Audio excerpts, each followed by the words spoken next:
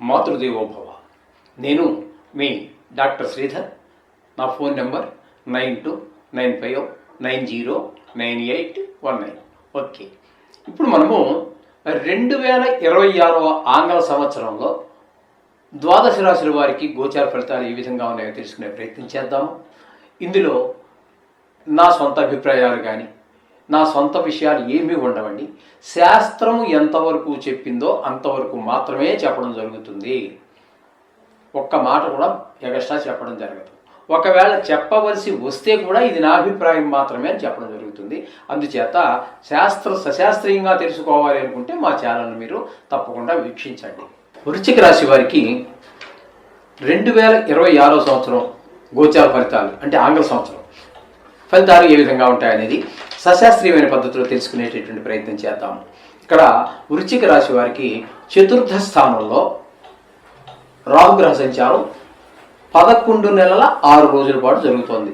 తదుపరి ఆయన యొక్క రాహు సంక్రమణం అంటే తను ఉండవలసినటువంటి టైం అక్కడ అయిపోయింది.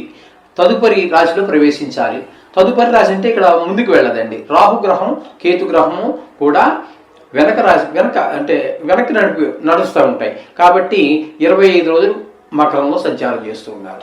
ఈ చతుర్థ స్థానంలో ఉన్నటువంటి 11 నెలల 5 రోజులు కూడా రాహు మీకు అనుకూలమైన పరిస్థితులు ఉండవు. 4వ స్థానం అనేటటువంటి సుఖస్థానం.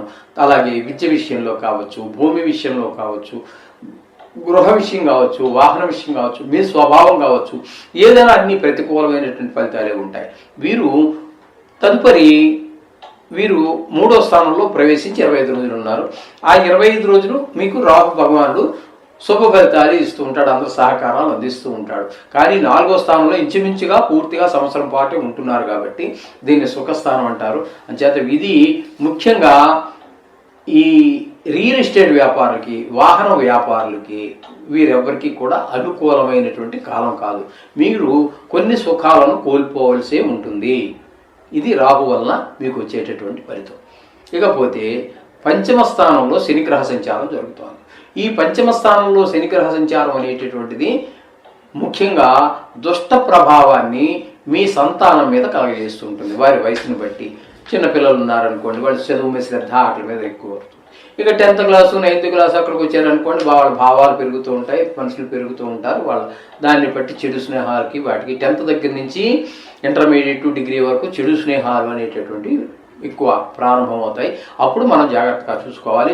చెడు స్నేహాలు మనిషిని పూర్తిగా నాశనం చేయగలవు. అప్పటి వరకు ఉన్నటువంటి ఈ లోపల ఏముంది, ఆటల మీద దృష్టి పెట్టి లేదా గాయాలు తగిలించుకోవటం వరకే ఉంటారు వాళ్ళు. ఆ తర్వాత మాత్రం కొంచెం వాళ్ళు పరిపక్వత శారీరకంగా పెరగటం, మానసికంగా పెరగటం ద్వారా కొంచెం అన్నీ మొత్తం మీద మంచి కన్నా చెడు చాలా త్వరగా మనిషిని ఆకర్షిస్తూ ఉంటుంది. కాబట్టి అది సరి అయినటువంటి మనిషి చెడిపోయే కాలం. కాబట్టి అటువంటి టైంలో కొంచెం జాగ్రత్త సంతానం మీద తీసుకోండి. ఇది ఒక సూచన. ఓకే, ఇకపోతే వీరికి అష్టమ గురు యొక్క సంచారం తీసుకుందాం. అష్టమ, నవమ, దశమ 3 స్థానాలలో ఆయన యొక్క సంచారం జరుగుతోంది. 1వ తారీఖు నుంచి జూన్ వరకు 2026 వరకు 5 నెలల 1 రోజు పాటు మీకు భాగ్యస్థానంలో సంచారం, ఈ అష్టమ స్థానంలో సంచారం జరుగుతుంది. అష్టమ స్థానంలో సంచారం అనేటప్పటికి మీకు ఏమవుతుందంటే, మీకు బాగా మిత్రులు తెలిసిన వారికి ఏదో పెద్ద ఆపద రావడం, మీకు దుఃఖాన్ని కలిగించడం, లేదా మీకే కూడా దుఃఖం వచ్చేటటువంటి అవకాశం ఉంటుంది. అలాగే కొంతమందికి ధన నష్టం జరిగే అవకాశం ఉంటుంది. అవమానాలు, అపఖ్యాతులు, పరాభవాలు ఇవన్నీ ఎదురు పడవలసినటువంటి పరిస్థితి వస్తూ ఉంటుంది ఈ గురుగ్రహ అష్టమ స్థాన సంచారం వల్ల. తదుపరి ఆయన గురు సంక్రమణం, ఆయన ఉండవలసినటువంటి టైము షెడ్యూల్ ప్రకారం ఆయన ఇక్కడ ఉండవలసినటువంటి టైము దాటి ఆయన కర్కాటకంలో ప్రవేశిస్తూ ఉన్నారు. అక్కడ మీకు 30వ తారీఖు 10వ నెల 2026 వరకు అక్కడ ఆయన ఉంటారు. ఇది మీకు భాగ్యస్థానం కాబట్టి చాలా చక్కటి ఫలితాలన్నీ కూడా వస్తూ ఉంటాయి. తండ్రి గారి ఆరోగ్యం అంతా బాగుంటుంది, వారి ఆశీస్సులు మీకు లభిస్తాయి, గుళ్ళు గోపురాలు తిరగలుగుతారు. భాగ్యస్థానం అనేటప్పటికీ భావం పంచమానికి వర్తిస్తుంది కాబట్టి పిల్లల యొక్క పరిస్థితి కూడా చాలా వరకు బాగుంటుంది అని చెప్పొచ్చి గురువు కాపాడుతాడు పిల్లలను కూడా అని ఒక ఉన్నది. కానీ శాస్త్రంలో అయితే అది లేదు, పెద్దలు చెప్పగా వినతట్టే ఈ విధంగా భాగ్యస్థానంలో గురువు మాత్రం ఒక 5 నెలలు మీకు చాలా బాగా యోగిస్తారు. తదుపరి అక్కడి నుంచి అతిచారం వల్ల, ఆయన నిజానికి అక్కడ సంవత్సరం కాలం పాటు ఉండాలి. అతిచారం వలన ఆయన సింహంలో ప్రవేశించి 2 నెలల పాటు అక్కడ సంచారం చేస్తూ ఉన్నారు. ఈ 2 నెలలు మీకు దశమ స్థానం అవుతోంది కాబట్టి వృత్తిపరమైన ఉద్యోగపరమైన ఇబ్బందులు కలుగజేస్తారు. అది ప్రైవేట్ ఉద్యోగం కానీ ప్రభుత్వ ఉద్యోగం కానీ ఎక్కడైనా సరే మొత్తం మీద ఉద్యోగంలో మీకు ఏదో ఒక వృత్తి మీరు చేసేటటువంటి దానిలో ఇబ్బంది కలుగజేస్తారు. ఈ విధమైన ఫలితాలు గురువు ఇస్తూ ఉన్నారు. ఇక మనం చెప్పాలంటే కేతువు కూడా ఇక్కడే దశమ స్థానంలోనే సంచారం చేస్తున్నారు. ఈ కేతువు కూడా దశమ స్థానంలో ఇంచుమించుగా సంవత్సరం అంతా కూడా ఒక 25 రోజులు భాగ్యంలో అక్కడ ఉన్నా కూడా ఆయన మనకేమీ సహకరించజాలరు ఈ వృశ్చిక రాశి వారికి. ఇక్కడ దశమ స్థానంలో కేతువు మాత్రం వృత్తిపరమైనటువంటి ఇబ్బందులు ఈయన కూడా కలగజేస్తుంటాడు. గురువు గారు ఒక 2 నెలలు చేస్తే ఈ వృత్తిపరమైన విషయాల్లో 11 నెలల పాటు మనకి కేతువు కూడా ఏదో ఒక హాని జరుగుతూనే ఉంటుంది, ఇబ్బందులు ఎదుర్కోవాల్సి ఉంటుంది. ఈ విధమైనటువంటి ఫలితాలన్నీ మనం ఈ వృశ్చిక రాశి వారికి చెప్పుకోవాలి.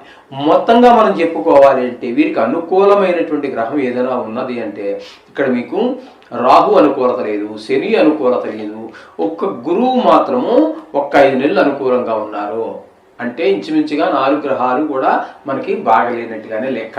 మిగతా గ్రహాలన్నీ కూడా సంవత్సర ఫలితాల్లో లెక్కకు రావు. కాబట్టి ఈ రాశి వారు చాలా జాగ్రత్తగా ఉండవలసినటువంటి సమయము. కాబట్టి ఈ ఏదైనా చేసుకోవటం, ఏదో ఒక శాంతి చేసుకోవటం అనేది రోజు మీరు ఎలాగా నేను చెప్తూనే ఉన్నాను, మీరు చదువుతూనే ఉన్నారు, మీ నోటికి వచ్చేసే ఉంటాయి నవగ్రహ మంత్రాలన్నీ కూడా. కాబట్టి ఇక్కడ విశేషంగా రాహుకి మినుములు, శనికి నువ్వులు, కేతువుకి ఉలవలు దానం చేసుకోండి. దానం చేసి ఏదో బ్రాహ్మణుడికి దానం ఇచ్చేసేయండి, ఆ దోషాలు పోతాయి. కానీ నిత్యం మాత్రం మీరు నవగ్రహ స్తోత్రాన్ని చేసుకోండి. ప్రథమ తాంబూలం నవగ్రహ శ్లోకాలు కావచ్చు, బీజాక్షాలు కావచ్చు, లేదా శ్లోకాలే కావచ్చు, నవగ్రహాలకే ఇవ్వండి. మిగతావన్నీ చాలా ఉన్నాయి. ఏదైనప్పటికీ కూడా అవన్నీ సెకండరీ, ఆల్టర్నేటివ్, దీనికి ప్రత్యామ్నాయంగా చేసుకోవాల్సిందే కానీ నవగ్రహాలకి మీరు చేసుకోవడం అనేదే కావాల్సింది. కాబట్టి మనం జాతకమే నవగ్రహాలు కాబట్టి ఈ నవగ్రహాలకు సంబంధించిందే నేను ప్రథమ తాంబూలం. ఓకే, ఈ విధంగా చేయండి. మీకు జీవితం అంతా సాఫీగా ఈ సంవత్సర కాలం హాయిగా జరిగేటువంటి అవకాశం స్పష్టంగా మీరే అనుభవంలోకి వస్తుంది. శుభం.